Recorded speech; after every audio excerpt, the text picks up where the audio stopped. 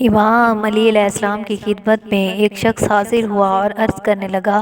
یا علی، کیا کوئی ایسا عمل بھی ہے جس سے موت ڈر جائے؟ بس یہ کہنا تھا کہ امام علی علیہ السلام نے فرمایا،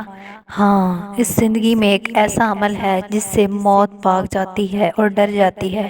وہ کہنے لگا، یا علی، وہ کون سا عمل ہے؟ تو آپ نے فرمایا، وہ عمل اپنے عزیز و اقارب سے اچھا سلوک اور اپنے والدین کی خدمت کرنا ہے۔ یاد رکھنا، میں نے اللہ کے رسول سے سنا، جو انسان اپنے ماں باپ کی خدمت کرتا ہے، اپنے بزرگوں کا احترام کرتا ہے، اپنے عزیز و اقارب سے اچھا سلوک کرتا ہے، تو جب بھی اس کی موت کا وقت قریب آتا ہے تو ملک الموت اس کے قریب نہیں آ پاتا، تب تک جب تک اس کے پورے گناہ معاف نہ ہوں۔